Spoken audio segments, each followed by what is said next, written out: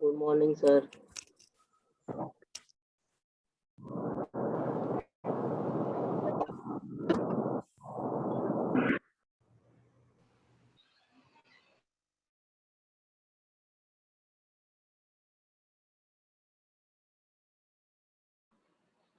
Hi everyone, good morning. Can you guys hear me? Morning Siddesh, morning Meet. मेरी आवाज आ रही है? Screen सुनाई दिखाई दे रही है?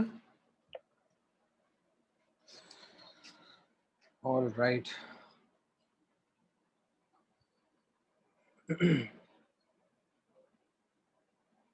कैसा गया आप लोगों का मंडे का टेस्ट? संडे का टेस्ट सॉरी, मंडे का तो होगा आज शाम को.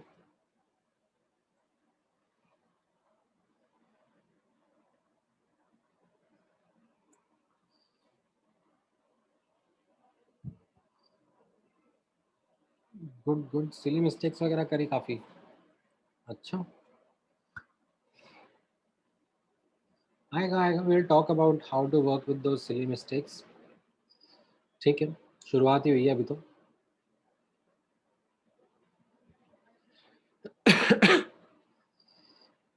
फुल लेके आ गया ना तुम, पूरे नंबर. ऐसा मत करा को यार, अच्छा ही लगता है. मेरे टेस्ट में फुल मत लेके आना. गलती से एक आध क्वेश्चन गलत कर देना, अच्छा नहीं लगेगा मुझे.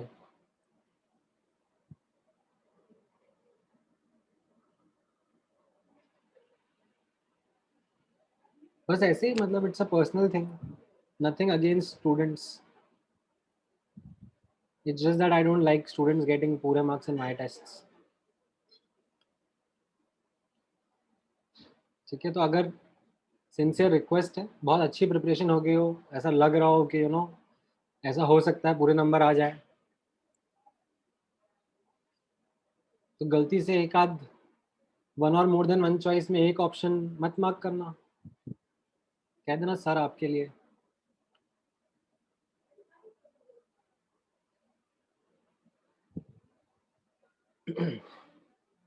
हाँ, वन और मोर देन वन में पार्शियल मार्किंग होती है ना, तो वो रहेगी. अच्छा, आप लोगों को पेस के पोर्टल पर तो वो दिख ही रहा होगा ना. Are you seeing it as an upcoming test? हाँ हाँ, वो मतलब मैंने बोला था टाइम टेबल में भी लिखने के लिए, but I think time table में नहीं लिखा उन्होंने. That's okay, you are already aware about it and portal पर दिखा भी रहा है, तो ठीक है.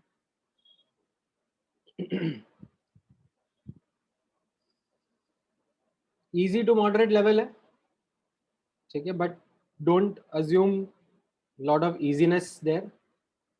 Lot of moderateness would be there. ठीक है. प्रॉब्लम ये है कि मुझसे ना एकदम इजी पेपर सेट ही नहीं होता. मतलब ये मेरे साथ हो चुका है. In fact there have been times where I have been kind of put in a spot by the management कि सर आप क्यों ऐसा डिफिकल्ट पेपर बनाते हो, बच्चे बेचारे पहला टेस्ट देते हैं और रोने लग जाते हैं. तो मैं ऐसे कोशिश कर करके मतलब बहुत इजी बनाने की कोशिश करता हूँ, but somehow I don't know, like when finally I give the paper I am like कि यार पता नहीं कैसे डिफिकल्ट बन जाता है. ठीक है, तो ऐसा मत रखना दिमाग में कि लाइक बहुत इजी होगा. बट मैंने कोशिश करी है, मैंने इतनी अपनी तरफ से पूरी कोशिश करी है दैट बच्चों के नंबर आए.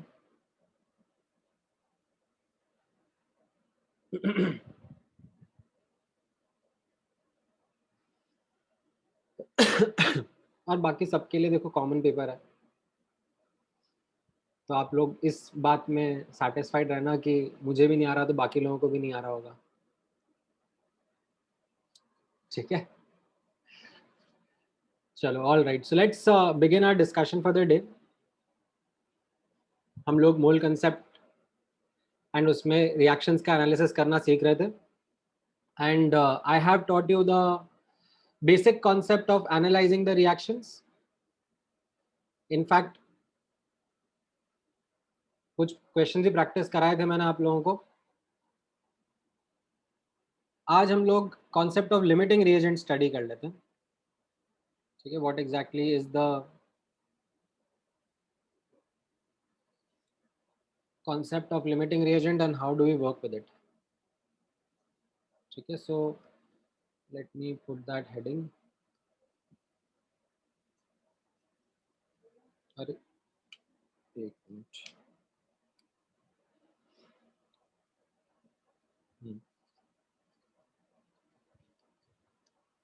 case of limiting reagent. Now what do I mean by this? So let me start off by an example only, and it will help you understand what do I mean by this particular scenario, case of limiting reagent. तो अभी तक हम लोग simple discussions कर रहे थे अपने, and उन्हीं डिस्कशंस को मैं कंटिन्यू अगर करूँगा by looking at this reaction, N2 gas plus H2 gas is giving ammonia gas. So if I ask you a question, ठीक है, सिंपल टर्म्स में, अगर मैं आपको N2 का एक मॉलिक्यूल दूंगा और H2 के 3 मॉलिक्यूल दूंगा, तो अमोनिया के कितने मॉलिक्यूल बन जाएंगे? Right, and you are all very comfortable in answering me, sir 2 molecule बन जाएंगे. Right, great.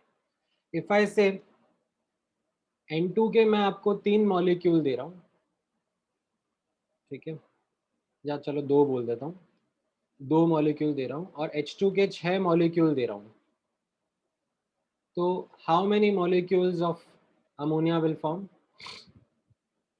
And you will be perfectly fine in answering that, sir 4 molecule बन जाएंगे, no problem.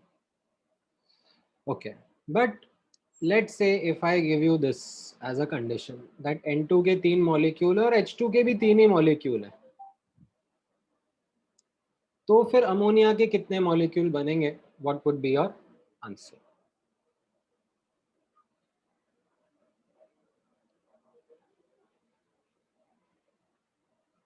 है ना. अब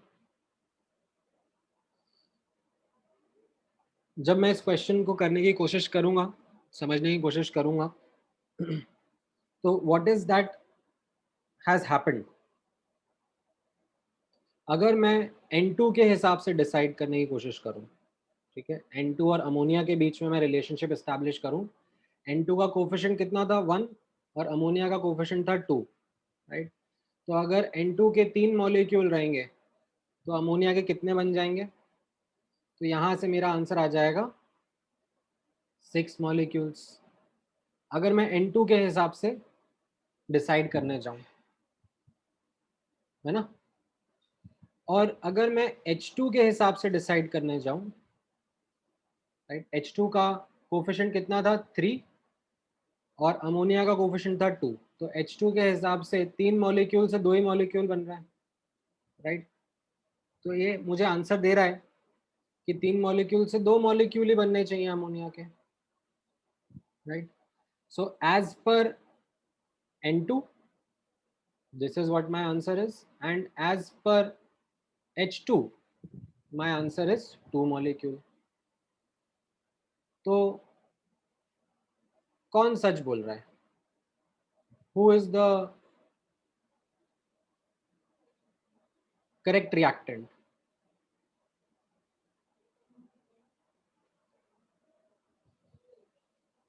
The answer is actually H2, hydrogen gas.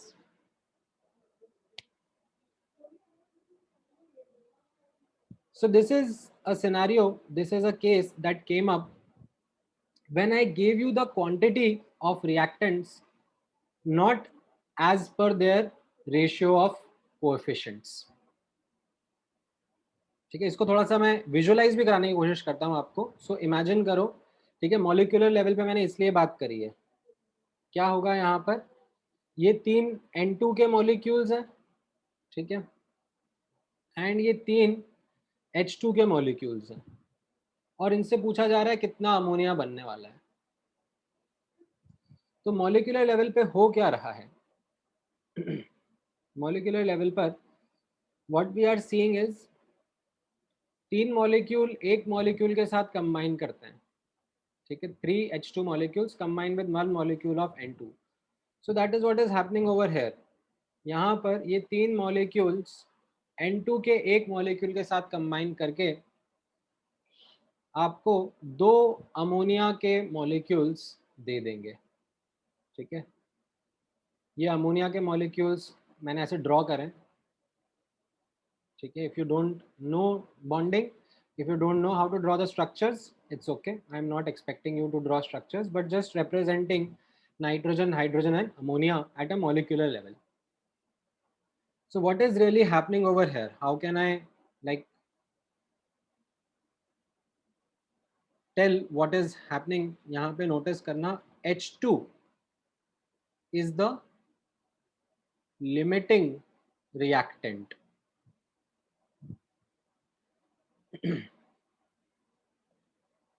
As you can see, यहाँ पर H2 जो है वो लिमिटिंग है, और N2 जो है, N2 के बारे में आप नोटिस करोगे ये एक्सेस में है, N2 बच जा रहा है।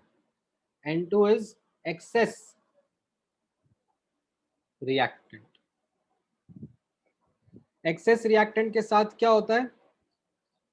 Some of it is left behind after the reaction, थोड़ा बच जाएगा। लिमिटिंग रिएजेंट के साथ में या लिमिटिंग रिएक्टेंट के साथ में क्या होता है?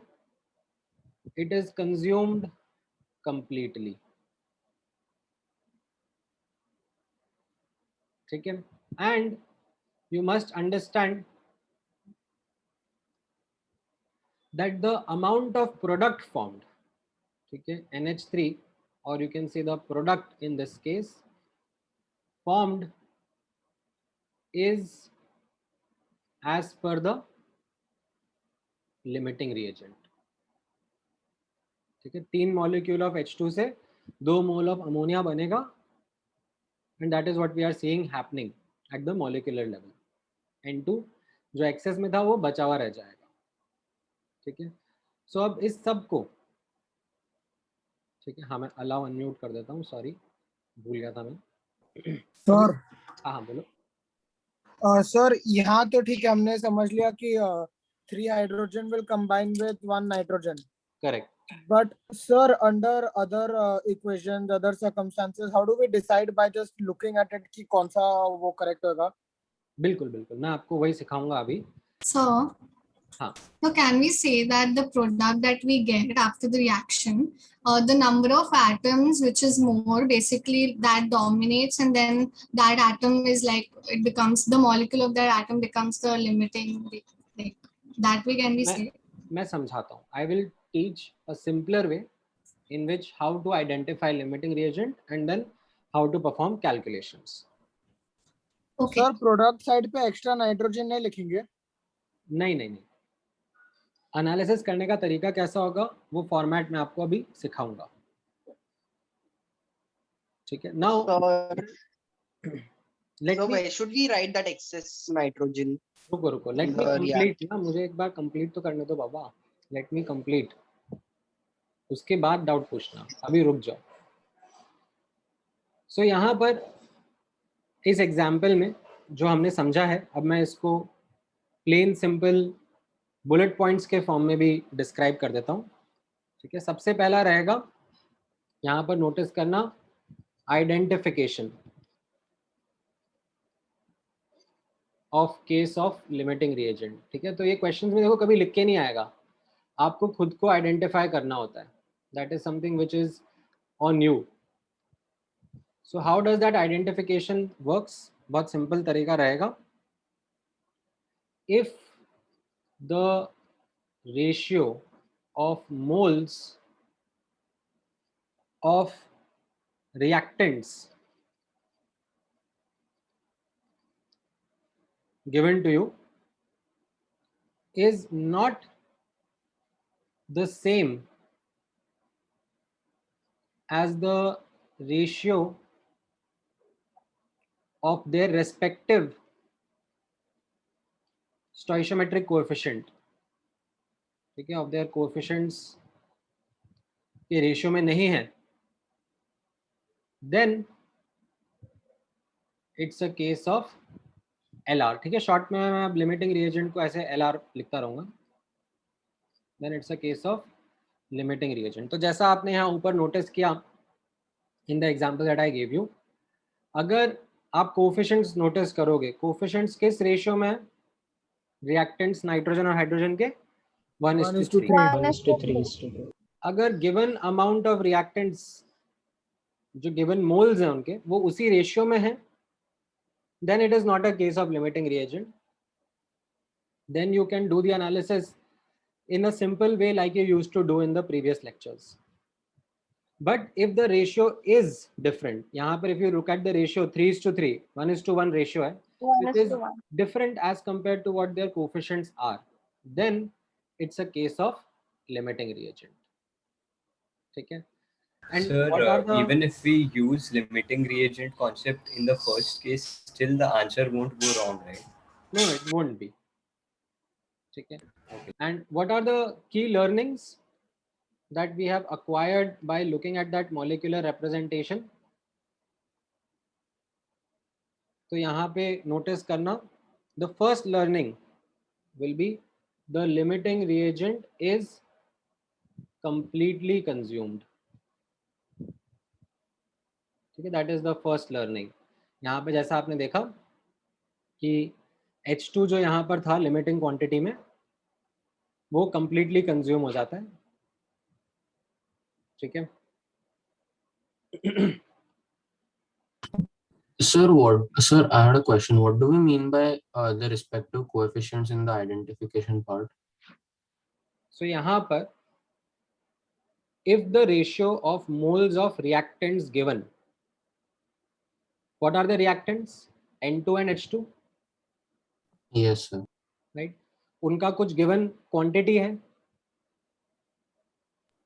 अब Yes. मोल्स में हो सकता है, मास में हो सकता है, जिस भी डेटा पॉइंट में आपको हो सकता है दिया हो, आप उनके रेशियो ऑफ मोल्स निकालोगे. ठीक है. And then based upon that you will compare that ratio of the moles to the ratio of their coefficients. Okay, sir. So in the balanced equation, like over here, if we had 3 molecules of N2 and 3 of H2, so here the ratio is 1, but in the balanced equation it is 1:3. Correct. Okay, sir. ठीक है. Now notice करना, मैं in fact चलो learnings को complete कर लेता हूँ पहले. क्या क्या लर्निंग्स रही हमारी अभी? लिमिटिंग रिएजेंट जो है वो कंप्लीटली कंज्यूम होगा. ठीक है. In fact let me put them in another font because they are going to be very important. Then दूसरी इंपॉर्टेंट लर्निंग क्या है आपकी? जो प्रोडक्ट फॉर्म होता है. ठीक है. The amount of product formed is as per the limiting reagent. ठीक है. एंड तीसरी इंपॉर्टेंट लर्निंग होगी the amount of excess reactant या जो एक्सेस रिएजेंट है. ठीक है. जो भी अदर रिएक्टेंट्स रहेंगे, देयर अमाउंट जितना भी कंज्यूम होगा is also as per the limiting reagent. Now इन लर्निंग्स को क्वेश्चन में अप्लाई करते हैं. ठीक है. Let me do one question and teach you the step-by-step methodology of how to deal with such cases. And फिर वो methodology आप replicate करना. Sir, Let me complete this example. आपके काफी सारे doubts answer होंगे. 6 moles of each X and Y are mixed to undergo following reaction. What is that reaction? X plus Y is giving X3 Y4. ठीक है. And if I balance it out, so 3X and 4Y, ये मेरा balanced equation हो गया. ठीक है. Now I am asking you couple of questions. ठीक है. क्या क्या क्वेश्चंस हैं? एक एक करके नोटिस करना. I am asking you determine which is the limiting reagent. ठीक है. I am asking you determine the moles of X3Y4 formed, कितना product form होगा, and I am asking you about the moles of excess reactant. जो भी मेरा excess reactant होगा वो कितना बच जाएगा. ठीक है. This is how I want to analyze this particular example. अब I am sure there are students जिनको ये आंसर आ भी गया होगा, उन्होंने मुझे आंसर देना शुरू भी कर दिया है. ठीक है, परफेक्टली फाइन. बट ध्यान से सुन लेना, there is this methodology which I would want you to adopt while answering such questions. कैसा रहेगा वो मेथडोलॉजी, यहाँ पे आप एक एक करके अंडरस्टैंड करना. स्टेप बाय स्टेप मैं आपको लेके चलूँगा. So step number 1 will be always and always write a balanced equation. ठीक है, यहाँ पर तो मैंने हेल्प कर दिया आपको. यहाँ पर I made that job easier for you. मैंने आपके सामने बैलेंस्ड इक्वेशन ऑलरेडी लिख लिया. 3x plus 4y is giving x3y4. Sometimes this might not be the case. So this is in fact not even step 1. This is, you can say, like step 0. Reaction balance करनी पड़ेगी. अच्छा, once you do that then I would request you to calculate moles of reactants. ठीक है, sometimes that data is given directly, sometimes indirectly. Mass वगैरह का data दे देंगे तो कोई दिक्कत नहीं है, आप मोल्स ऑफ रिएक्टेंट निकालो. ठीक है, सो यहाँ पर 3x plus 4y giving x3y4 and you have been already given 6 moles each. तो ये भी 6 मोल है और ये भी 6 मोल है. ठीक है, प्रोडक्ट का कुछ भी नहीं है. Now come to step 3. Step 3 क्या कह रहा है? Calculate something called as stoichiometric ratio. ठीक है, what do I mean by that? This is something to make life easier, remove any careless mistakes or confusion that you might get in future. Calculate stoichiometric ratio. What do I mean by that?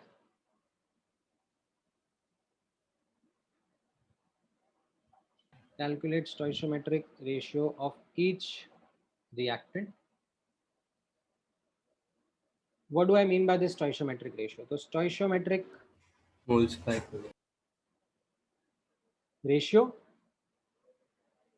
of a species. ठीक है, ये किसी book वगैरह में नहीं मिलेगा, ये मतलब मैंने ही बनाया है बस ऐसे ही रैंडमली. ठीक है, so don't try to like Google this thing कि ये टर्म का मीनिंग क्या होता है. स्टोइशियोमेट्रिक रेशियो मीन्स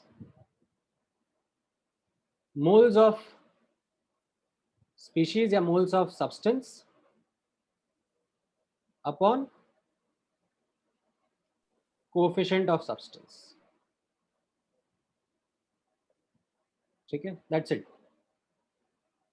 हर एक रिएक्टेंट के लिए, ठीक है, for each reactant do this calculation. So यहाँ पे भी फिगर आउट कैसा है नोटिस करना. 3x plus 4y is giving x3 4y. तो मोल्स कितने हैं इनके? 6 and 6 each. ठीक है, what will be the stoichiometric ratio? This will be 6/3 and this will be 6/3. है ना, करेक्ट. नाउ ध्यान से अब यहाँ पे सुनना. If the ratio is not equal,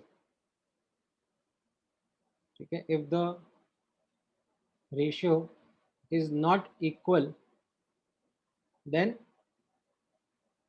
it's a case of limiting reagent.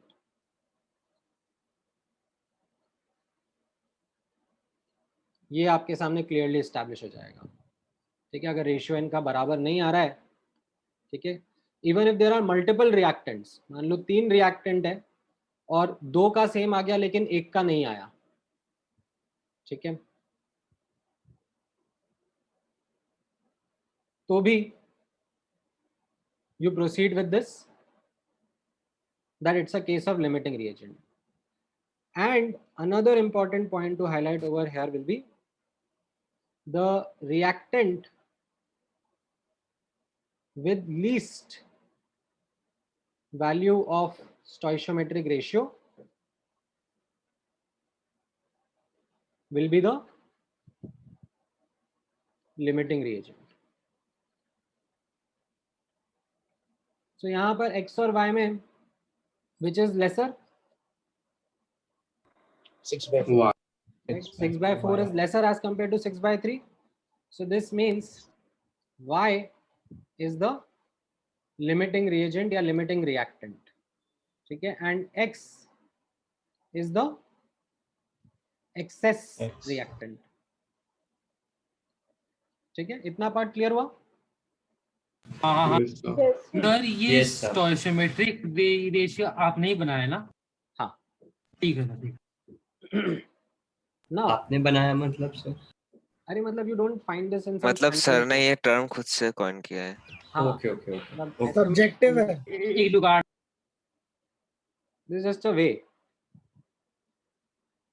Now once you do that अब कैसा रहेगा? Once you do that now perform mole analysis as per the format and the learnings from the case of limiting reagent. Okay, so perform mole analysis as per the format. कौन सा format मैं आपको सिखा देता हूँ, वैसे तो अपन ने लास्ट क्लास में उसका कुछ एक फॉर्म देखा था,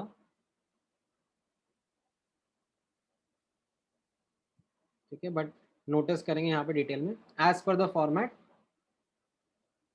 using key learnings from case of limiting reagent, ठीक है। सो 3 इंपॉर्टेंट चीजें हैं इसमें, मोल एनालिसिस करना रहेगा एज पर द फॉर्मेट जो मैं आपको बताऊंगा, एंड जो लर्निंग्स है उनको यूज करना रहेगा, ठीक है। तो ये सब चीजें एक साथ ध्यान से ऑब्जर्व करना, this is a crucial step. So x3 sorry 3x plus 4y is giving x3y4 हमने ये आइडेंटिफाई कर लिया है that y is the limiting reagent, है ना। अब आप फॉर्मेट नोटिस करना, जो फॉर्मेट है वो है स्टार्ट, रिएक्टेड या प्रोड्यूस्ड, ठीक है, मैं ऐसे शॉर्ट में r/p लिख रहा हूँ, एंड एंड में क्या होगा, ठीक है। So it is like a snapshot at different instances, ठीक है, स्टार्ट में क्या है और एंड में क्या है, and how much got reacted, how much got produced, ठीक है। And this format of analysis is something which is going to be extremely crucial, ठीक है। Please make sure that this format is something that is very comfortable to you, ठीक है। And ये moles में analysis कर रहे हैं हम लोग, ठीक है, स्पेशली मोल्स में एनालिसिस करने के लिए मैं यूज कर रहा हूँ। स्टार्ट में कितने मोल्स हैं एक्स के? 3 moles. नहीं 3 तो कोफिशिएंट है राजा। 6 moles. ये आप क्वेश्चन दोबारा पढ़ो ना, 6 Yes. moles of each x and y are mixed, ठीक है। तो स्टार्ट में x के 6 moles है, y के भी 6 moles है, there is nothing of the product. Now अब मुझे एनालिसिस करना है based upon the learnings. What were the learnings from the case of limiting reagent? What was the first learning? The limiting reagent is completely consumed, right? Yes. हाँ So we come down and right यहाँ पर -6. Bye मेरा limiting reagent है ना, तो मैंने उसके नीचे लिख दिया -6. Yes. Why did I do this? Because it is because then it will be zero. Because LR is completely consumed. And minus sign लगाया because it is getting reacted. ठीक है. Now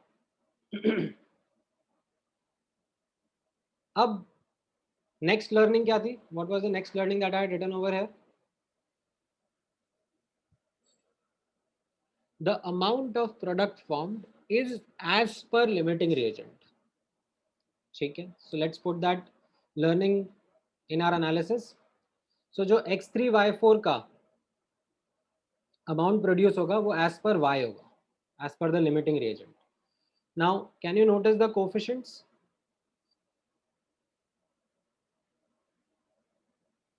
चार से एक बनता है कि नहीं? Yes.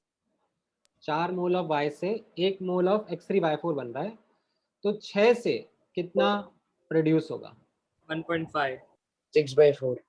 राइट. आप क्रॉस मल्टीप्लाई करके निकाल लोगे, ये आंसर 1.5 आ जाएगा. Yes, sir.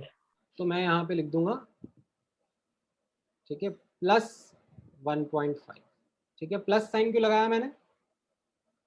क्योंकि प्रोड्यूस हो रहा है.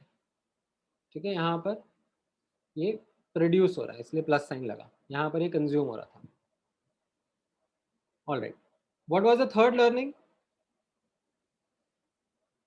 The amount of excess reactant consumed is also as per the limiting reagent only, right? तो यहाँ पर कितना X कंज्यूम होगा वो भी मैं लिमिटिंग रिएजेंट के हिसाब से निकालूंगा. तो let us do that analysis between X and Y. ठीक है. X एंड ये Y है, right. If you look at there coefficients कैसा है, एक का 3, एक का 4. तो अगर Y के 6 कंज्यूम हो रहे हैं तो X के कितने कंज्यूम होंगे? 2. 18/4. है ना. आप क्रॉस मल्टीप्लाई करके निकाल लोगे ना, ये आंसर कितना आ 4.5. 4.5. 4.5 आ जाएगा, है कि नहीं?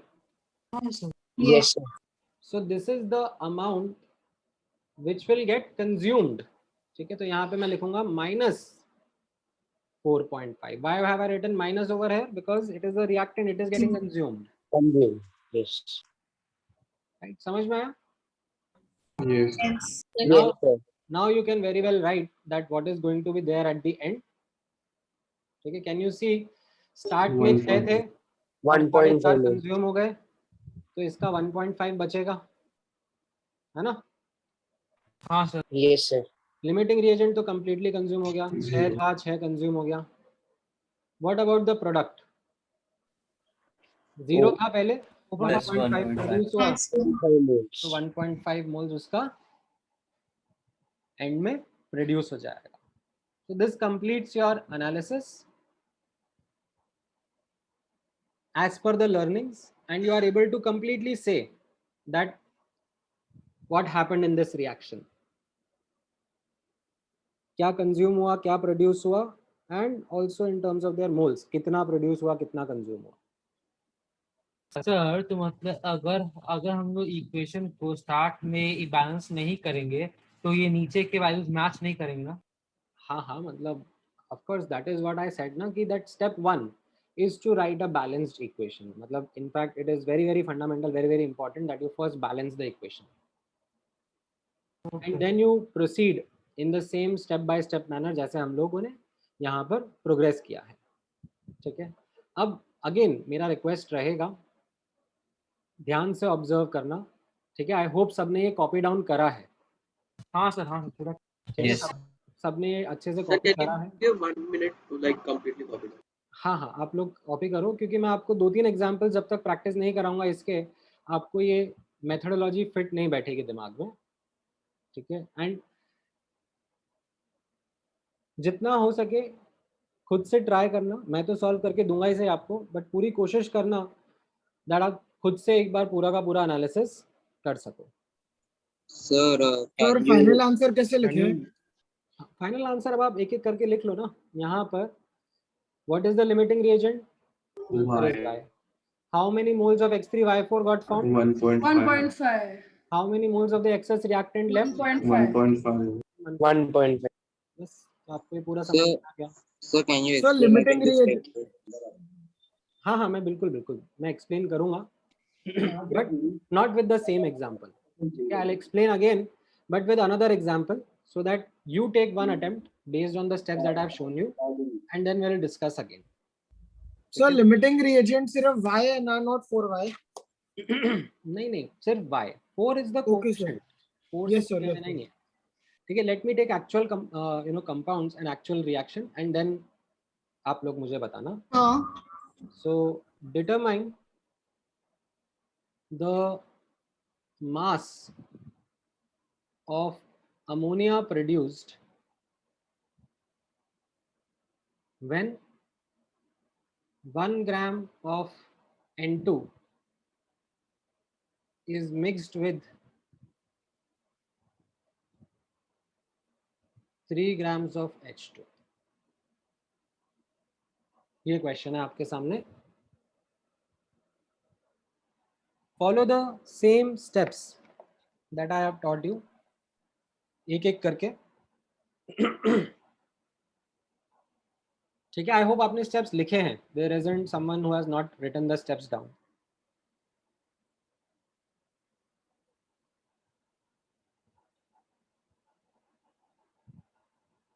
हाँ, और 2 ग्राम्स आंसर मत देना। ठीक है, 2 grams would be गड़बड़ because you are never supposed to analyze the reaction in terms of mass. ठीक है, 1 ग्राम 3 ग्राम तो मुझे बहुत कन्वीनियंटली कुछ बच्चों ने आंसर दे दिया ऐसा 2 ग्राम्स। ये क्या नॉनसेंस था? इतना सिंपल सवाल। सर मास को मोल्स में कन्वर्ट करना पड़ेगा वरना कैच तो नहीं होगा ना कुछ। हाँ, तो ये गड़बड़ हो जाएगा। Don't do this.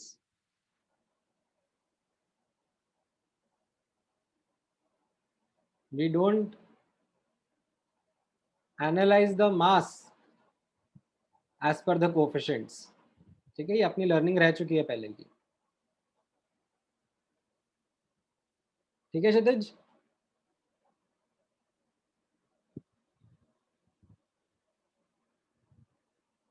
Sir, are you checking answers? हाँ आ रहे हैं, कुछ स्टूडेंट्स के सही से आंसर आ रहे हैं।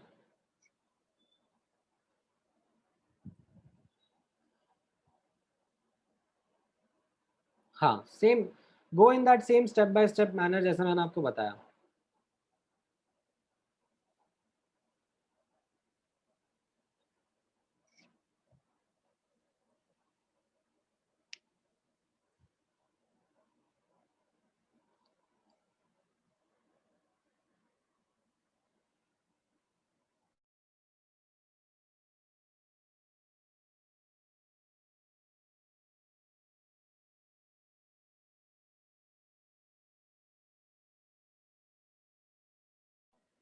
इनफैक्ट मैं चैट पे लिख देता हूँ आंसर।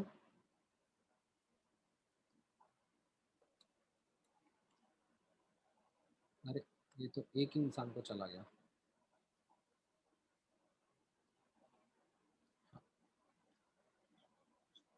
ठीक है, तो जिसका करेक्ट आंसर आया है आप लोग चेक कर लो।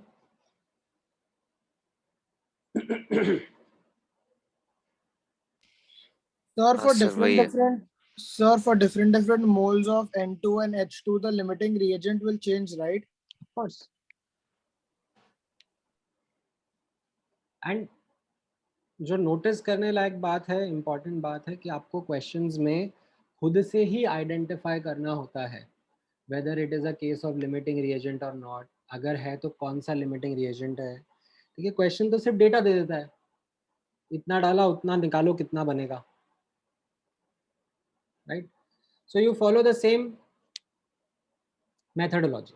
ठीक है, मैं वही स्टेप्स आपके सामने रिपीट करता जाऊंगा यहाँ पर। ठीक है, सो यहाँ पर स्टेप 1 एंड स्टेप 2, राइट? कैसा रहेगा? Write down the balanced reaction. So I wrote the balanced reaction. N2 plus 3H2 is giving 2NH3. Calculate the moles of each reactant. अब क्वेश्चन में तो क्या है, मास दे दिया है, कोई दिक्कत नहीं है, मास दे दिया तो क्या हुआ, हम लोग मोल्स तो निकाल ही सकते हैं ना, हमको इतना तो आता ही है अब, राइट? ये मास दे दिया है मुझे 1 ग्राम एंड ये 3 ग्राम्स, तो मैं मोल्स निकाल सकता हूँ। ये 1/28 हो गया और ये 3/2 हो गया, right? Then we come to the third step. What is the third step asking us to do? Calculate the stoichiometric ratio. ठीक है, तो अब मैं यहाँ पर रेशियो कैलकुलेट कर देता हूँ। ठीक है, this is like the step 3। Ratio कितना आ जाएगा? 1/28 upon 1 and 3/2 upon 3. Are they same? Are they equal? The answer is definitely no. Which is the smaller one? 1/28. Right, so that means N2 is the limiting reagent. ठीक है, now अब आपको analysis करना है। ठीक है, once you have found out that it is the case of limiting reagent, तो you have to do your analysis, and analysis का फॉर्मेट विल बी क्रूशियल। ठीक है, तो जिसको पिछली बार में एनालिसिस में कुछ डाउट रह गया था, अब यहाँ पर ध्यान से ऑब्जर्व करना। Start, reacted, produced and and, ये अपना फॉर्मेट रहने वाला है। कितने मोल्स हैं N2 के टू स्टार्ट विद? 1/28। 1/28. कितने मोल्स हैं H2 के to start with? 3/4. 3/2. Right, H2 sorry N2 will be the limiting reagent, ये हमने पहले ही नोट कर लिया था। तो यानी कि N2 will be consumed completely, so I will write over here 1/28 minus 1/28. Why? Yes, sir. Because LR is consumed completely.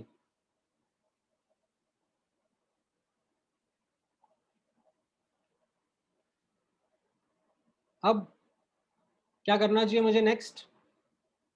Late से मुझे अमोनिया का एनालिसिस करना है, कितना अमोनिया बनेगा, तो वो मुझे N2 के हिसाब से ही करना पड़ेगा ना। सो मैं N2 और NH3 का एनालिसिस लिखना शुरू कर देता हूँ। कोएफिशिएंट्स लिखता हूँ, 1 मोल ऑफ N2 से 2 मोल H2 बनता है। कैसे? It is as per their coefficients. तो 1/28 से कितना अमोनिया बनेगा? 1/14. 1/14. 1/14, like if you do the cross multiply you will get the answer ना। तो कितना अमोनिया बनेगा? प्लस 1/14।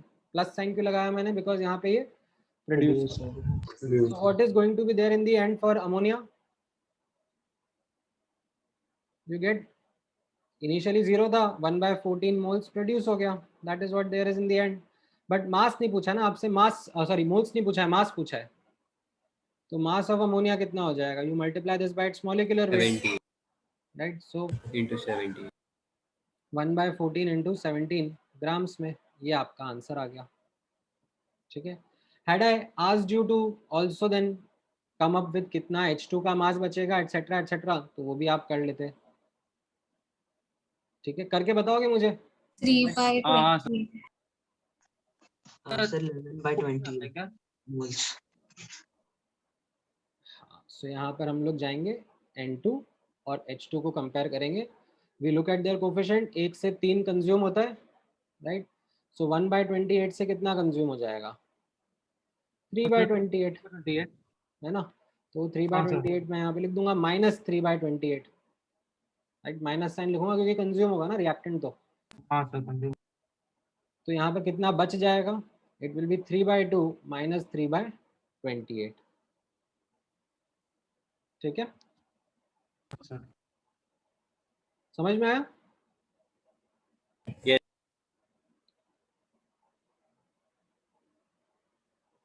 हाँ, मैं एक बार जूम आउट कर देता हूँ।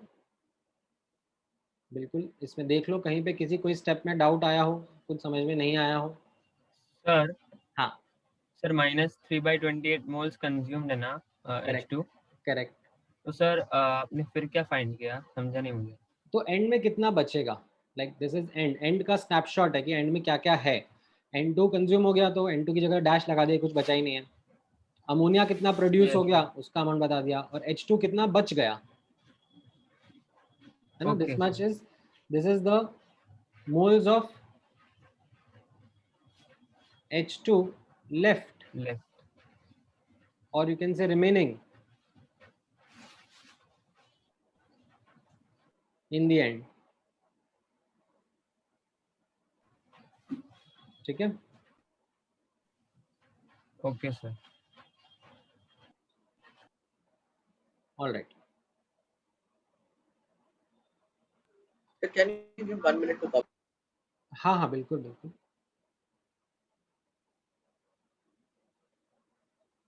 ठीक है. एंड ये मेथडोलॉजी जो है, a lot of students who have done this chapter earlier उनको बहुत जल्दी क्लिक होता है, बहुत जल्दी they are able to give answers. ठीक है. बाकी स्टूडेंट्स को आदत बनानी पड़ेगी, धीरे धीरे करना पड़ेगा. ठीक है. Right now I have written this in a neat step by step manner. Going forward ऐसा कंपल्शन नहीं है that you always write it in a step by step manner. आप फटाफट कैलकुलेशंस भी कर सकते हो. ठीक है. you need not write step 1 step 2 step 3. ये तो मैं अभी एक्सप्लेन करने के हिसाब से आप लोगों को प्रोसीड कर रहा हूँ. क्या ये भी एक बड़े क्वेश्चन का पार्ट बन सकता है? हाँ हाँ बिल्कुल बनेगा ही सही. ठीक है सर एक थोड़ा सिली डाउट था, जैसे आपने इसमें दिखाया कि N2 is limiting reagent and पहले वाले में दिखाया कि H2 इज लिमिटिंग रिएजेंट. हाँ हाँ. तो limiting reagent will change on the basis of the amount of moles given ना. Yes. It's not like for a given equation एक ही लिमिटिंग रिएजेंट होगा. नहीं. Okay sir, thank you sir. Now एक और क्वेश्चन ट्राई करते हैं. ठीक है. इसमें मैं क्या करता हूँ अब, लिमिटिंग रिएजेंट के कॉन्सेप्ट के साथ में से एक और कॉन्सेप्ट इंट्रोड्यूस कर देता हूँ. ठीक है. सो in fact let me put this as a heading, like case of limiting reagent plus series reaction. ठीक है. so let's say A plus 2B is giving 3C plus 4D, and D is giving 2E, and E plus F is giving 2G. ठीक है. जो अपन ने last class में discuss किया था वैसा वाले क्वेश्चन. ठीक है. अब यहाँ पर थोड़ा सा मैं क्वेश्चन का लैंग्वेज चेंज कर रहा हूँ. If we start with 1 mole each of A, B and F, then determine the moles of G formed.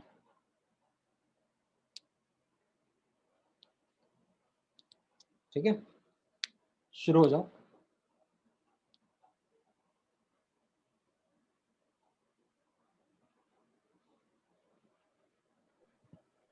Sir, it is 1 mole each of A, B and F. हाँ, 1 mole each of A, B and F is what we start with. हाँ, सोहम आपका answer correct है. पुष्पम आद्या नहीं. हाँ, Aniket and Mihir correct answer.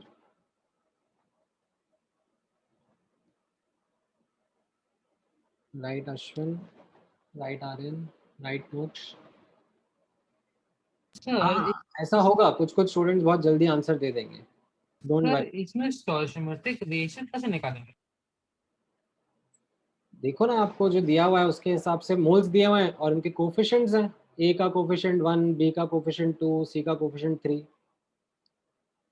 Moles upon coefficient is what you get as a stoichiometric ratio. हाँ sir ठीक है.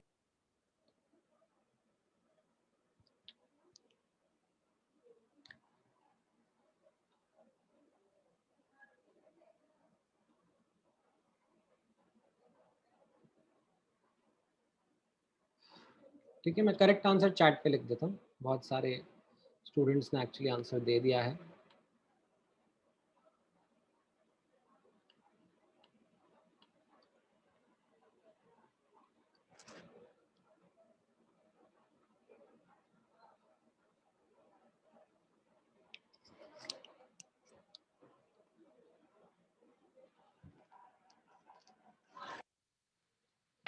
Sir हम series equation like series reactions को एक बड़े रिएक्शन में कंडेंस कर सकते हैं ना वैसे तो? हाँ बट मैं तो अपना माइक वॉल्यूम कम कर सकता है भाई।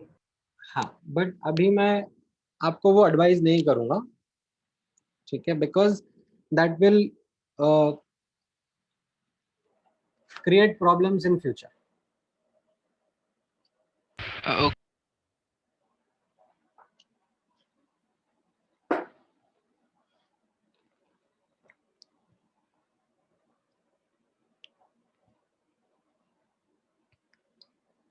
All right. So कैसे proceed करा हम लोगों ने यहाँ पर? Sir, 1 minute. एक एक करके जैसे हम लोग एनालाइज कर रहे हैं रिएक्शंस को, वैसे ही करते रहेंगे। सो पहले फर्स्ट रिएक्शन को देख लेते हैं।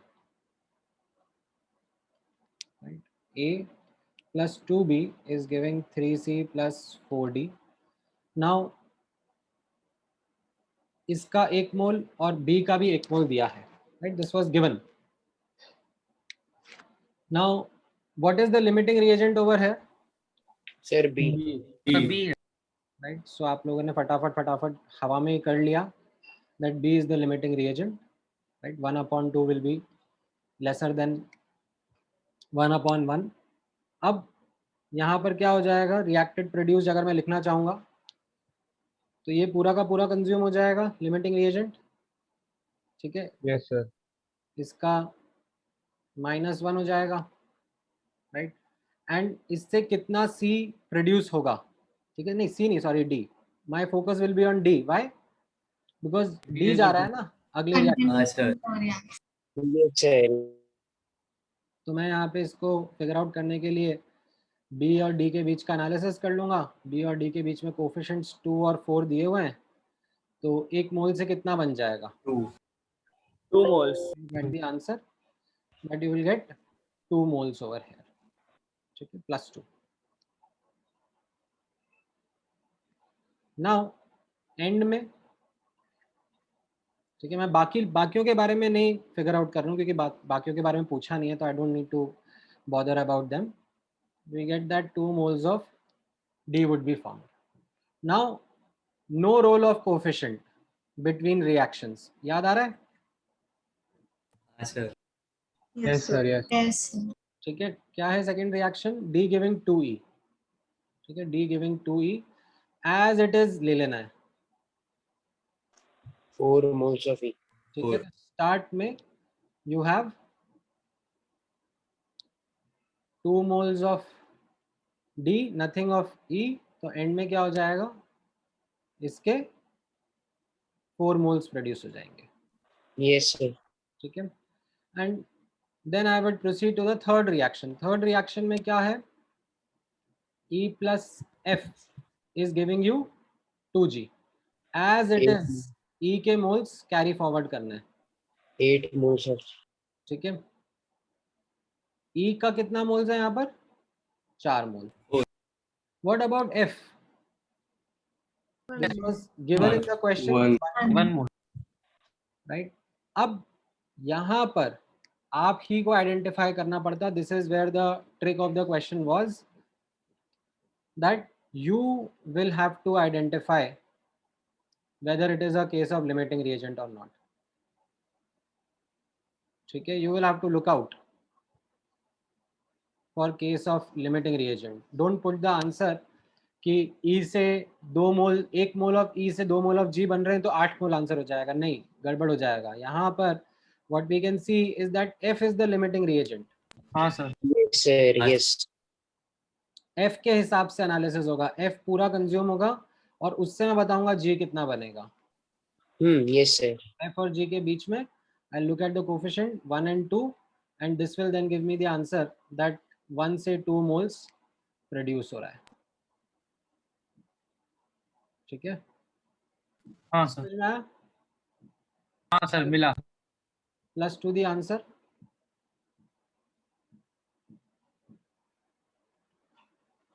ठीक है, सो इस तरीके से क्या होगा, अभी लिमिटिंग रिएजेंट का कॉन्सेप्ट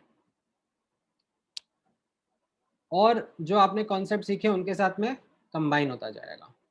ठीक है, ऑलराइट, एक और क्वेश्चन डिस्कस करते हैं। ठीक है, so the question is in the following way, 1 gram of carbon is mixed with 2 grams of sulfur to give carbon disulfide. Determine the percentage purity of carbon disulfide in the, or determine the percentage purity of carbon disulfide formed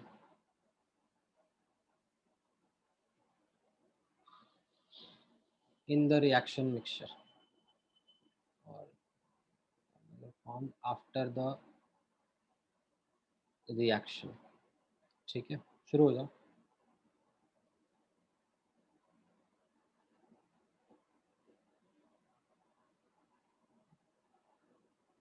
sir by mass और bye moles. क्या assume करना पड़ेगा by default अगर मैंने कुछ नहीं दिया है तो? By mass. बस सही जा रहे हो।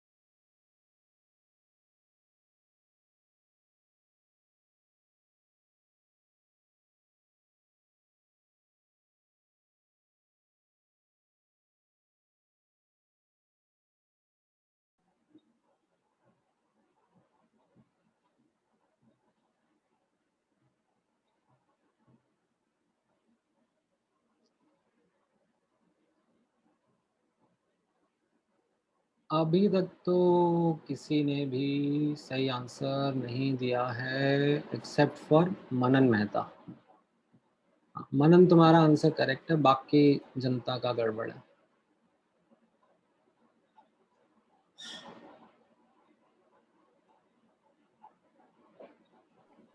तो मैं थोड़ा सा हिंट ये दे देता हूँ आपको, that what is this percentage purity का कॉन्सेप्ट कमिंग, राइट? बिकॉज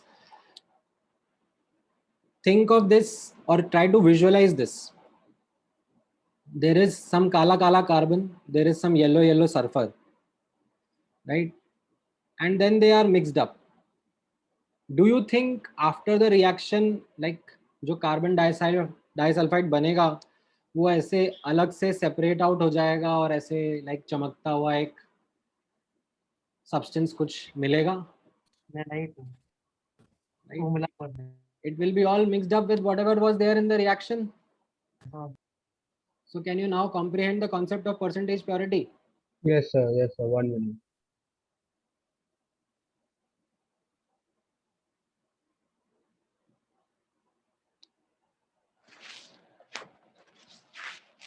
हाँ, मैं आंसर चैट पे लिख देता हूँ, काफी सारे बच्चों ने आंसर दे दिया है।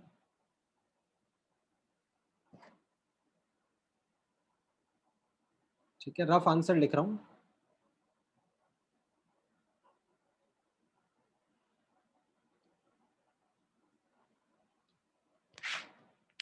अरे ये सिर्फ जन्म को ही चला गया। हाँ ठीक है, वैसे तुम्हारा जन्म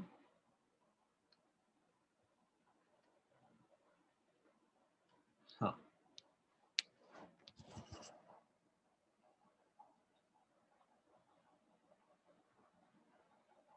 Sir, हाँ sir, actually, like the values are in long decimals. So if I use the calci, it is coming around 75 to me.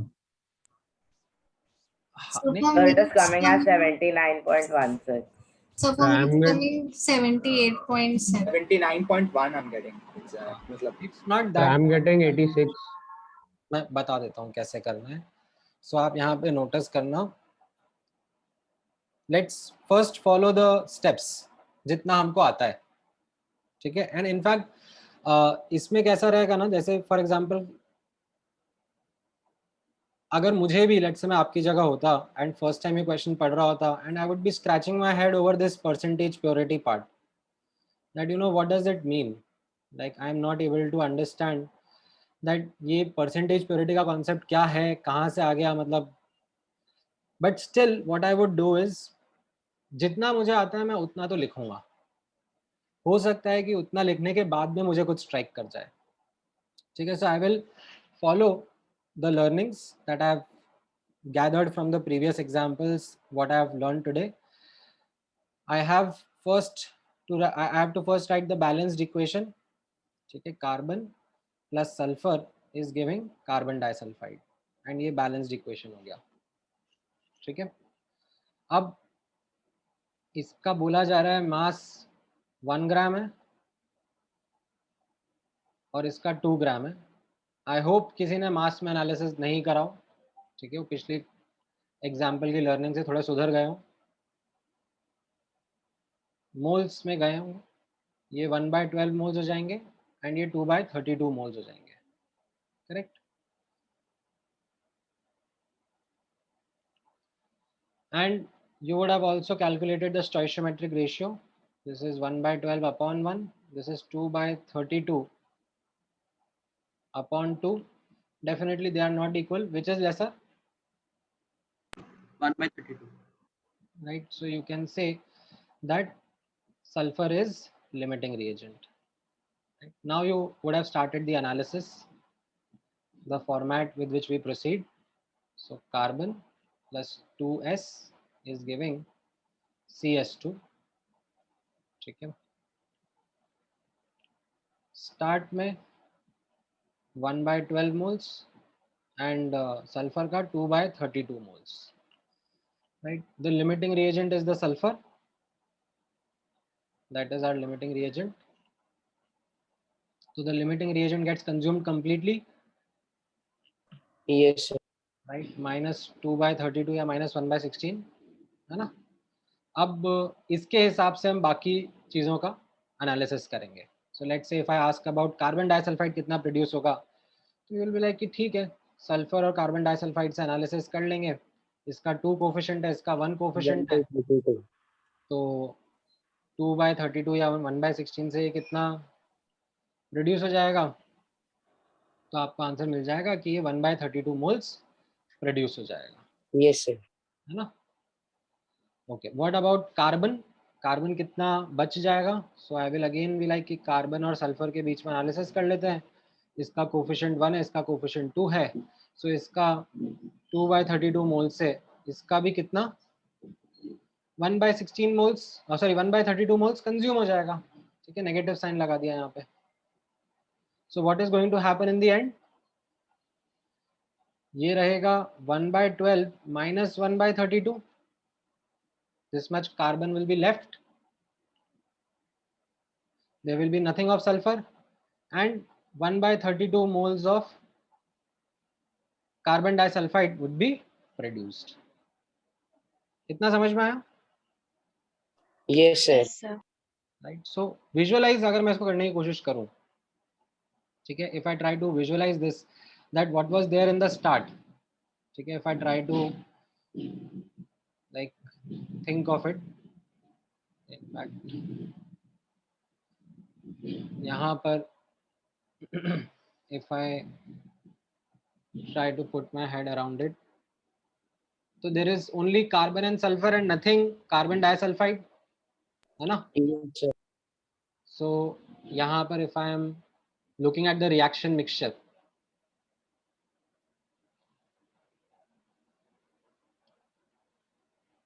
ठीक है, लेट्स से वेसल के अंदर रिएक्शन मिक्सचर रखा है, तो इसमें कुछ कुछ तो कार्बन रहेगा एंड कुछ कुछ सल्फर प्रेजेंट होगा. Yes, sir. ठीक है, what is going to happen in the end? Can you see end में क्या हो रहा है? There will be still some carbon left and मान लेते हैं वैसे कार्बन डाइसल्फाइड ब्लू कलर का नहीं होता है, ठीक है, but there will be some carbon disulphide that will be there. Yes, sir. तो अब यहाँ पे समझ में आया what is percentage purity of carbon disulphide का Sir, concept. so you have to calculate this percentage purity with what is left in the final mixture. Correct. So now अब आप यहाँ पे सिंपल दिमाग लगाओगे, that percentage purity of carbon disulphide will be mass of carbon disulfide upon mass of final mixture whatever was there into 100%.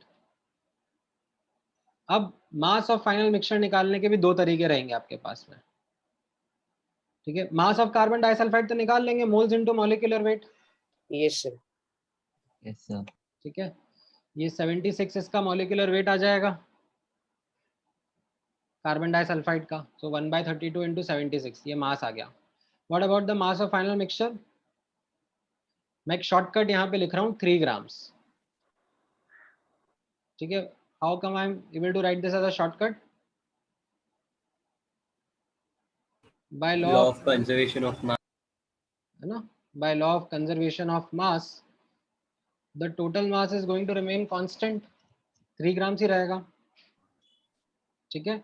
और you could have done this by writing mass of carbon left plus mass of carbon disulfide produced. उससे भी यही answer आएगा, ठीक है. 1 by कितना 1/12 minus 1/32, ठीक है, इतना कार्बन का मोल्स बचा है. सर 6 into 1/12 करना पड़ेगा ना. 1/12. 1 minus 6 into 1/12. 12. आप ये भी जब एडअप करोगे तो भी आपका आंसर 3 grams ही आएगा, ठीक है. So in either ways you come up with the denominator, आपका answer comes out to be around 79 point something. I think 79.2% मैं रफली बता सकता हूँ. Sir, अगर हम ये 3 grams ले रहे हैं तो 81.25% आ रहा है. नहीं नहीं नहीं, इतना ही आता है, ठीक है. समझ में आया कि ये कैसे कॉन्सेप्ट मिक्स हो रहे हैं अब धीरे धीरे? हाँ सर. ठीक है, this is not a simple question, ठीक है. आई वाज नॉट एक्सपेक्टिंग कि a lot of students would be able to give the answer to this question, because अब ये सिंपल कॉन्सेप्ट्स आपस में मिक्स करके डिफिकल्टी का लेवल बढ़ाया जाता है क्वेश्चंस का. सर इस क्वेश्चन का लेवल क्या है मतलब? हाँ बोलो. सर इस क्वेश्चन का लेवल क्या है मतलब? इजी टू मॉडरेट या moderate to high? Moderate to difficult बोलूंगा मैं, ठीक है. This is not easy to moderate. Yes, sir. It comes about 79 point around 80 only, sir. हाँ, ठीक है. सो आपने आज अब केस ऑफ लिमिटिंग रिएजेंट समझा? सर आप 2 मिनट ऊपर स्क्रॉल कर सकते हो। हाँ हाँ, मैं जूम आउट कर देता हूँ, आपको जहाँ पे भी डाउट है पूछो।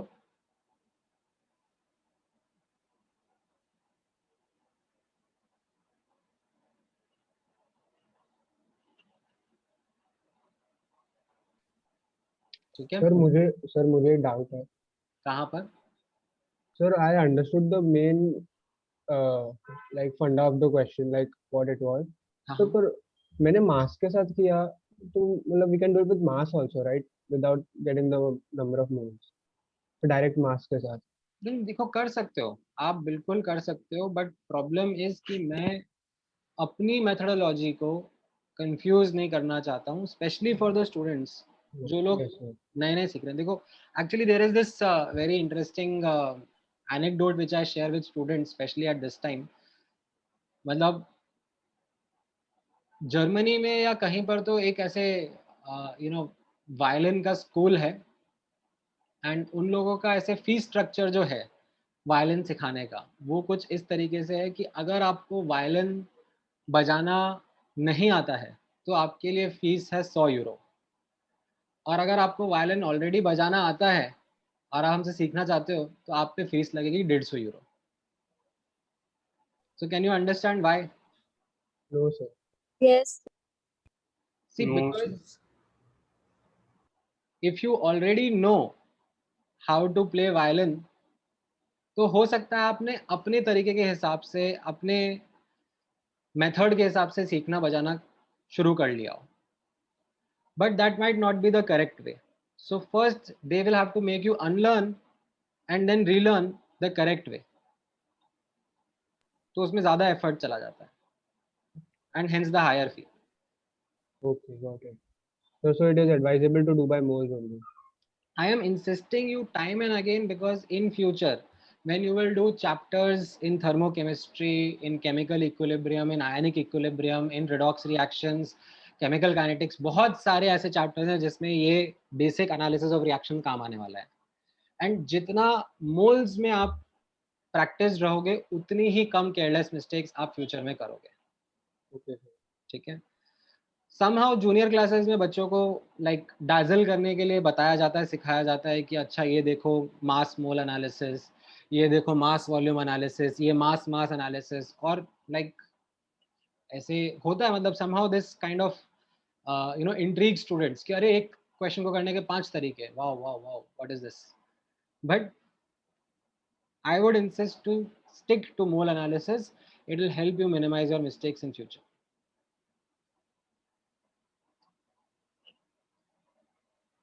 ठीक है, अच्छा, एक और quick concept which I would want to share with everyone.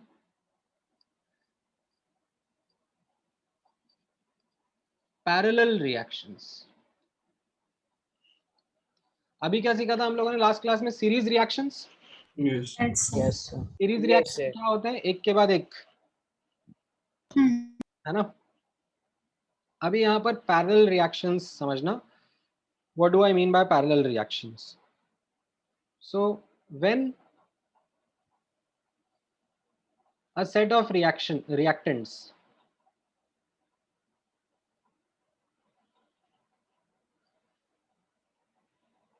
undergo 2 or more simultaneous reactions, then it's a case of parallel reactions. ठीक है, इसमें क्या क्या इंपॉर्टेंट वन है?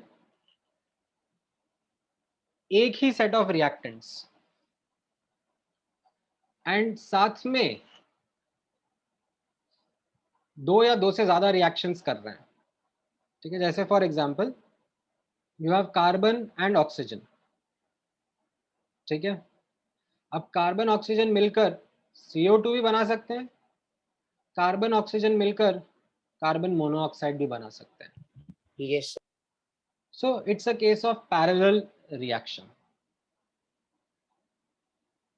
ठीक है, बहुत सारे ऐसे एग्जांपल्स रह सकते हैं आपके सामने, जैसे मान लो फॉस्फोरस है, फॉस्फोरस को भी जब ऑक्सीजन के साथ रिएक्ट कराते हैं So you might get P4O6 or you might get P4O10. This is also a case of parallel reaction.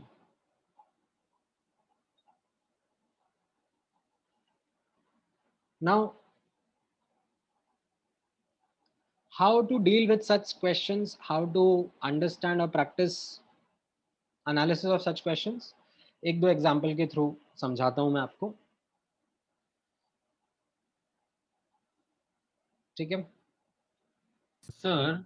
हाँ सर आपसे इस पे लिखा है even a set of reaction undergo two or more simultaneous reactions. Sir तो दो reactants एक ही time पर दो अलग अलग प्रोडक्ट्स कैसे बना सकते हैं सर एक ही चीज में? बिल्कुल क्यों नहीं हो सकता, मतलब ये कोई नई बात थोड़ी ना है। नाइट्रोजन के बहुत सारे ऑक्साइड्स होते हैं ना, बनाते तो नाइट्रोजन और ऑक्सीजन ही मिलके हैं।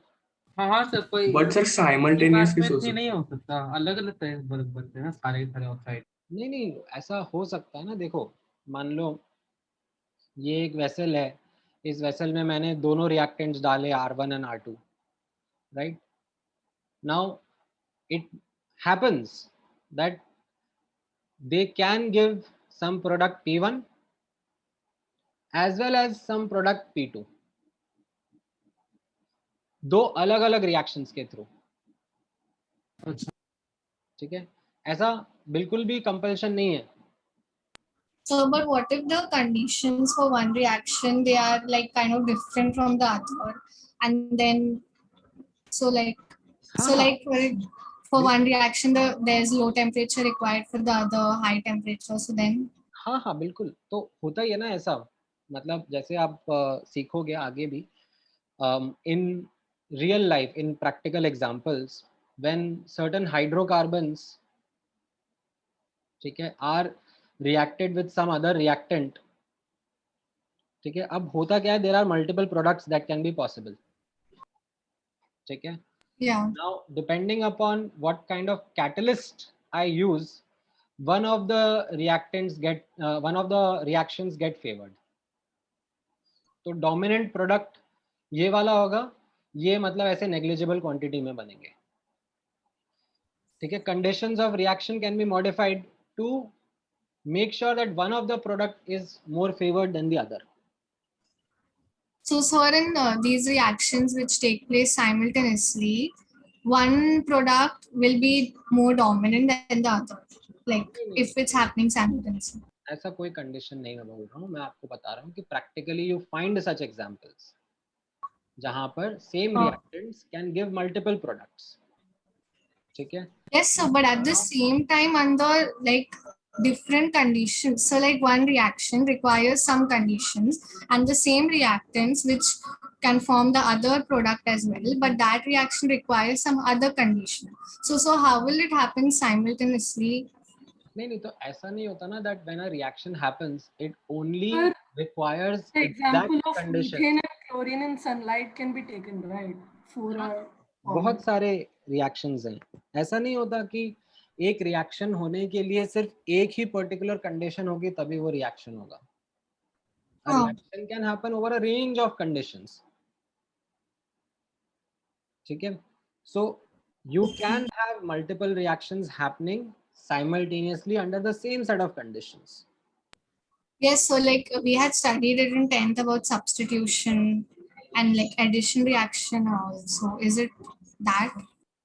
नहीं वो तो एक क्लासिफिकेशन हो गया based on the type of reaction, ठीक है।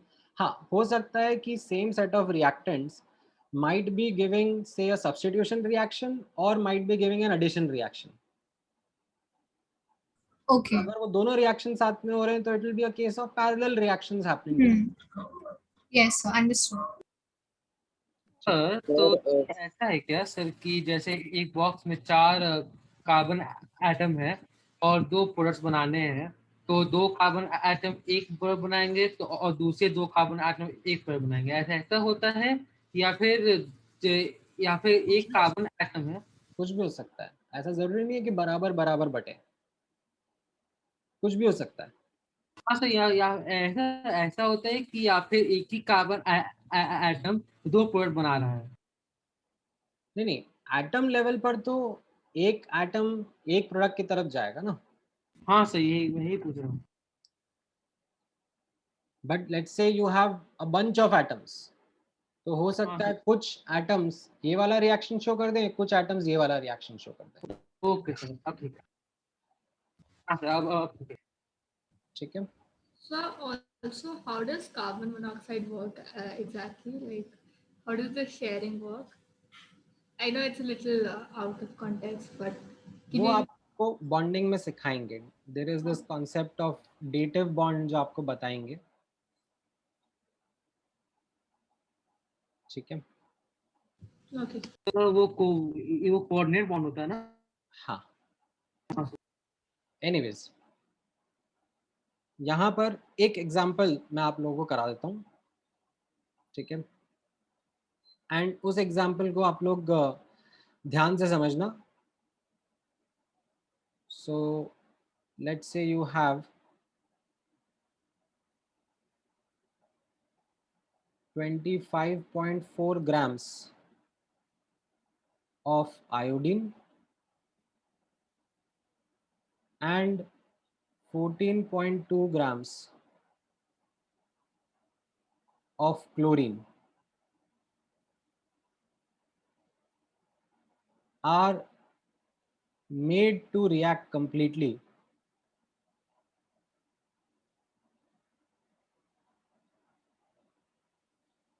to yield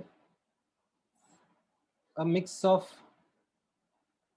ICl3 and ICl. ठीक है। My question is, calculate the ratio. ठीक है, and this is by moles only. Calculate the ratio of ICl and ICl3 formed.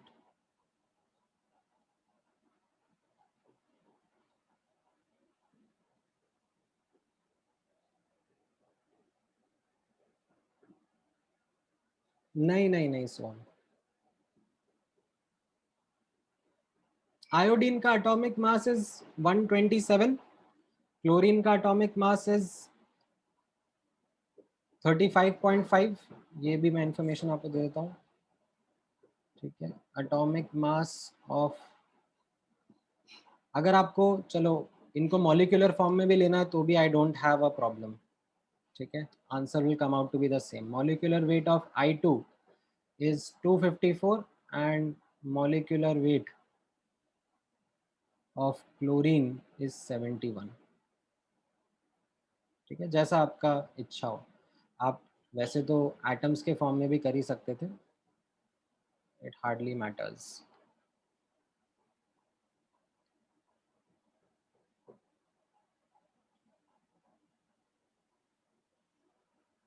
नहीं,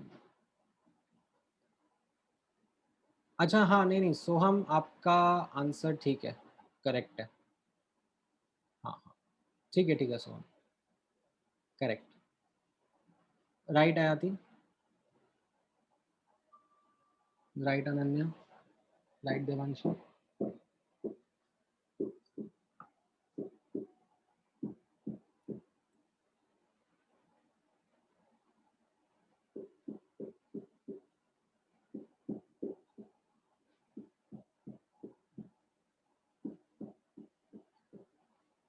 now ध्यान से सुनना यहाँ पर।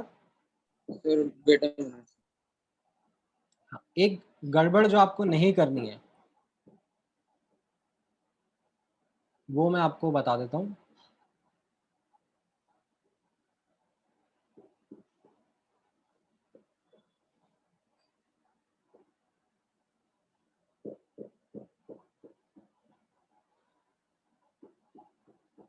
या इनफैक्ट चलो आप लोग वो गड़बड़ कर भी लो। I think it will be better to make you rectify it using another question.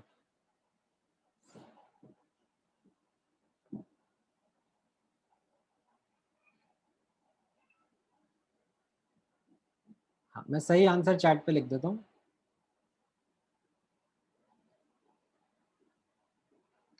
ठीक है, जिस जिसका सही आ गया है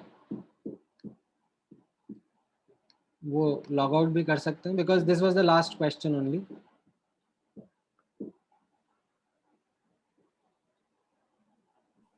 इसके आगे नहीं पढ़ाऊंगा मैं, इसके आगे का I will discuss in the next class only.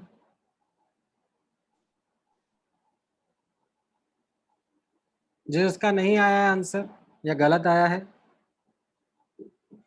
वो एक बार answer can leave, right? Sorry You can leave, right, if you got the answer. हाँ हाँ, if you got the answer you can leave.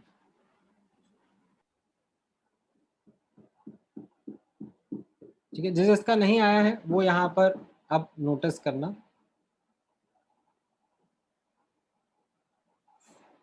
How shall we go ahead and do this question?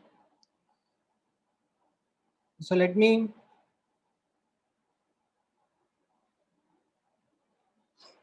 show you a method.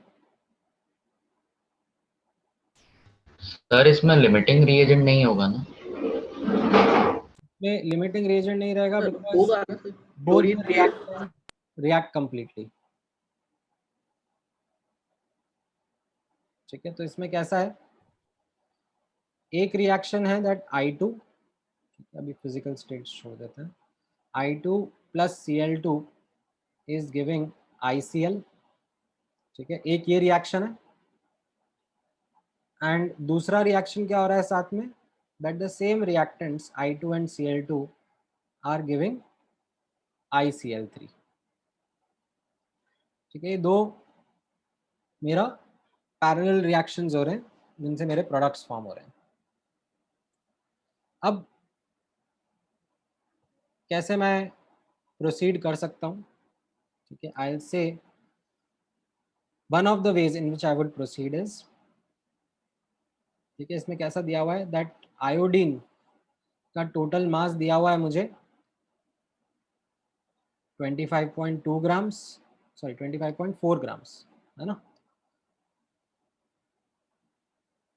And chlorine का total mass दिया हुआ है कितना, 14.2 grams, right. और मुझसे पूछा है कि ये दोनों का मोल्स का रेशियो क्या होगा, किस मोल्स के रेशियो में ये दोनों प्रोड्यूस होंगे, है ना। हाँ सर। अच्छा, अब इसमें एक मिस्टेक अवॉइड करनी है, that don't combine the reactions, don't write them in a combined manner because then you will make a mistake। ठीक है, एंड वो मिस्टेक क्यों होगी वो मैं आपको एक और एग्जांपल के थ्रू समझाऊंगा। आपने वो कंबाइन कर दिया और रिएक्शन को मिस्टेक कर ली होगी तो कोइंसिडेंटली इस क्वेश्चन में आपका आंसर आ जाएगा। ठीक है, but you will realise that mistake once I share another example with you. Right now don't do that, treat them as two separate reactions and analyze them। ठीक है, Sir, using that limiting reagent concept only, no? हाँ, limiting reagent का यहाँ पे like जरूरत नहीं पड़ेगा because of the fact that both are completely consumed.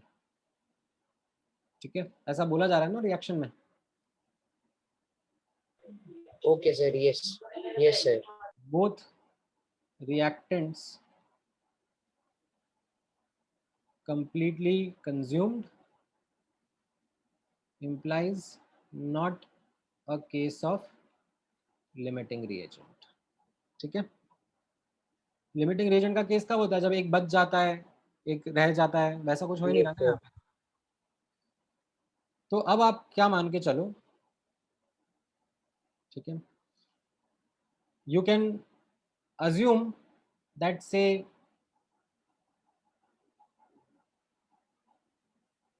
A moles of ICl got produced and B moles of ICl3 got produced, and then वो जो दो वेरिएबल्स आएंगे A और B उनको आप I2 और Cl2 के डेटा से सॉल्व कर सकते हो।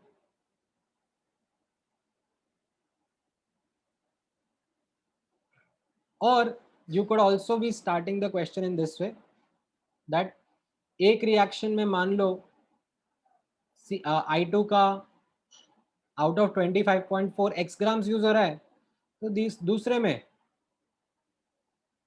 25.4 माइनस x ग्राम्स यूज हो रहा होगा, and it will be consuming Cl2 completely and producing ICl and ICl3 accordingly.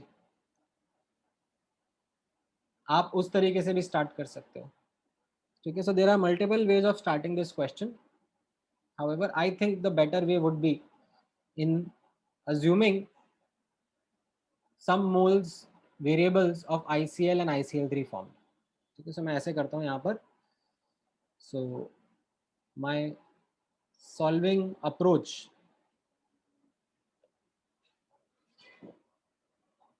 here would be something in this manner. Let the moles of ICl formed is equal to X, and let the moles of ICl3 formed equal to Y. ठीक है. And we'll solve X and Y using data of I2 and Cl2. जैसे अब आप notice करना, पहला reaction में अगर observe कर रहा हूँ, ठीक है, I2 plus Cl2 is giving ICl. ठीक है. अगर इसके X मोल्स प्रोड्यूस होने हैं तो कितना मोल्स I2 और Cl2 का लगेगा?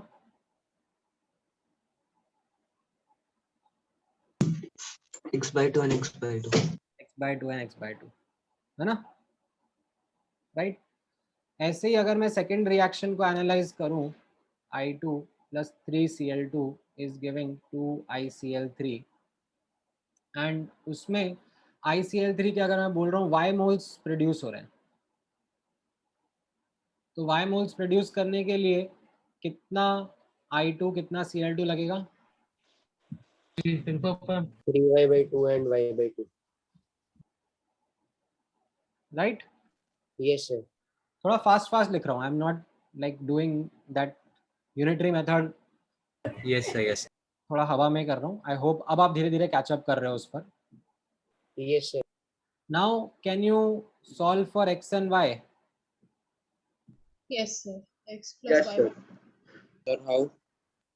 सो यहाँ पर टोटल मास ऑफ I2 आपको दिया हुआ है. Yes sir. 25.4 grams. एंड वो मोल्स के हिसाब से कैसा होना चाहिए? 0.1. 1/10 moles. 0. So it should be 0.1 Yes sir. mole, which should be equal to x/2 plus y/2. y/2. Yes sir. ये पहला इक्वेशन हो गया, राइट. इसी तरीके से can you look at total Cl2 that was given to you? Yes sir. It was 14.2 grams, मतलब कितना था ये? 0.2 moles. 0.2 moles. Yes sir. And ये किसके बराबर होना चाहिए? x/2 plus 3y. 3y/2. So can you now solve x and y Yes. Yes sir. and get the answer? Sir, the 25.4 divided by 127 will be 0.2, right? नहीं, इसका I2 का तो 254 लेना पड़ेगा ना molecular weight. Okay. Yes sir. है ना? Yes sir. Yes. Sir, हाँ. I did it by another method. Actually, what I did was I calculated the total number of moles of I2 and Cl2 and the ratio in which they will get consumed in both the reactions. मतलब Is that correct? नहीं समझा नहीं, दोबारा बताओ. Sir, I first calculated the total moles of I2 and Cl2 that are present in the right. 0.1 and 0.2. ठीक है.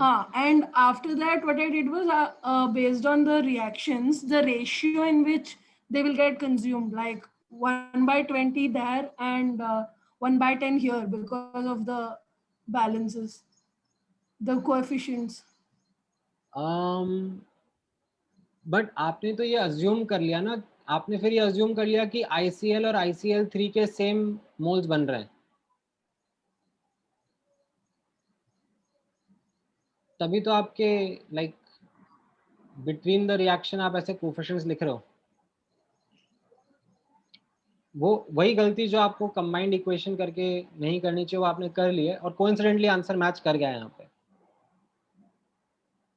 मान लो अगर मैं ये जो दूसरी वाली रिएक्शन है, ठीक है, इसको मैं ऐसे लिख दूं 4 6 2, तो फिर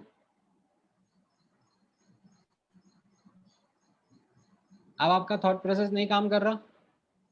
हाँ, ओके राइट, तो वो जो आपने करा है ना, that is exactly what students have done by combining the two reactions, which is not going to work. वो मैं आपको एक और एग्जांपल के थ्रू समझाता हूँ, ठीक है। बट सर क्लास खत्म? हाँ, next class. Thank you sir, bye sir. Thank you sir. So this is the only method to solve parallel reactions के, कि और भी है?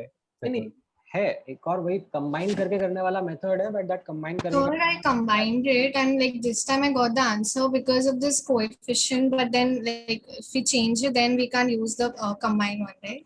करेक्ट, वो मैं आपको सिखाऊंगा अभी नेक्स्ट क्लास में। I will pick up one more question, one more example, जिसमें by combining you are going to get incorrect answers. Okay sir, okay sir, thank you. ठीक है, चलो, all right then, thank you guys. Sir, हाँ बोलो। sir, so yesterday, like the old TWTs that are there on Phoenicia, usme se we tried one question which me and a few other students also couldn't get. So can I ask now? बोलो फटाफट। Yes, sir. So a hydrogen-like species in the ground state absorbs n photons having the same energy, and it emits exactly n photons when electron transition takes place. Then the energy of the absorbed photon can be, and then there were 4 options given. तो ऐसा तभी possible हो पाएगा ना जब 1 से 2 excitation हो रहा होगा, तभी same number of photons emit या अब्सॉर्ब होंगे। अगर मान लो 1 से 3 एक्साइटेशन हो जाता, हाँ सर, तो फिर ज्यादा फोटॉन्स एमिट हो सकते हैं ना। Yes sir. तो this same number of photons absorbed and emitted can only happen when the transitions is just 1 to 2. Okay, so then, so how do we find out like the energy of the photon to state? आपको 1 से 2 excite करने का energy तो आता ही है ना। हाँ, yes sir. Sir वो ऑप्शंस में बड़े 91.8 और वैसे दिया था, इसलिए। तो 1 से 2 हाइड्रोजन एटम ही बोला ना आपने। हाँ, yes sir, hydrogen like species ही है। लाइक स्पीशीज बोला है, तो फिर the element is changed. Z का वैल्यू भी लगेगा ना फिर। Okay sir. It will be an integral multiple. हाँ सर, एक बार आप सैंपल ऑफ हाइड्रोजन एटम और आइसोलेटेड हाइड्रोजन एटम का डिफरेंस बताओगे क्या? सैंपल में मतलब बहुत सारे एटम्स हैं, आइसोलेटेड मतलब सिंगल एटम है। अच्छा ठीक है सर। तो सर वो जो फॉर्मूला था वो सिर्फ सैंपल के लिए लगता था। करेक्ट। वो n into n plus 1/2 delta n वाला। Okay sir. Correct. So sir, हाँ बोलो सर, इन लोगों ने सर ये बुकलेट में ये get equip to advanced atomic structure का है, उसमें क्वेश्चन ऐसा दिया था कि find the number of degenerate orbitals in the second excited state of hydrogen atom and hydrogen ion. Sir, तो इन दोनों में सेम होगा क्या? हाइड्रोजन प्लस आयन नहीं होगा, हाइड्रोजन माइनस आयन होगा। हाँ सर, हाइड्रोजन माइनस। हाँ, तो अलग हो जाएगा ना। Hydrogen atom single electron system है और hydrogen minus multi electron system हो गया। सर तो इनमें नंबर ऑफ डीजेनरेट ऑर्बिटल्स कैसे बदल रहा है? एक में So it's given first excited state, so n is equal to 2. तो ये सिंगल इलेक्ट्रॉन में hydrogen atom is going to be 2 square n square तो 4, लेकिन मल्टी इलेक्ट्रॉन में the energy depends on n plus l ना, तो it's going to B 2px 2py 2pz तो 3. हाँ Sir, you had covered this in class. Correct. Sir एक और बार बता दीजिए जरा क्या था. देखो ना, ये वाला अपन ने ये क्लास में डिस्कस किया था. आई थिंक ये अभी मैंने जेनिथ बैच में भी पढ़ाया था. ये वाला आपको याद हो तो देखो ना, ये वाला ये हाइड्रोजन का है और ये H माइनस का है. सर स्क्रीन शेयर नहीं है. अच्छा. Sir screen share. एक ये हाइड्रोजन एटम का है और ये H माइनस का है मल्टी सर इलेक्ट्रॉन. ये वाला था. ठीक है ये तब ठीक है sir. Thank you sir. Sir ये सब वो मुझे लगा कि दोनों सिंगल इलेक्ट्रॉन थे. ठीक. So, हाँ. So there are some questions in which quantum in the FBO and GEDEC mains, there are some questions where we are using Bohr's atomic model as well as quantum mechanical model. So will those questions also be asked in today's test, or? मैं कैसे बताऊं? Sorry, but independent questions just on Bohr's atomic model won't be asked, right? हाँ भाई tension मत लो यार तुम इतना, मतलब तुमने क्वांटम मैकेनिकल मॉडल अच्छे से पढ़ा है ना? हाँ सर. बस relax. Sir, will there be questions where we'll have to calculate the probability like integration wala thing? नहीं. Sir, can you send some practice sheet like 20 questions something like? अरे ये टेस्ट ही प्रैक्टिस है बाबा. तुम test दो ना आराम से, इतना टेंशन क्यों ले रहे हो? बहुत मिलेंगे तुम्हें, बहुत प्रैक्टिस होगी, तुम परेशान हो जाओगे थोड़ा टाइम बाद. लेकिन सर प्रैक्टिस करके अभी नहीं और करना है.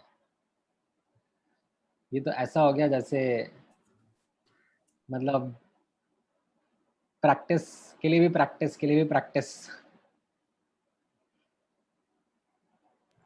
रिलैक्स.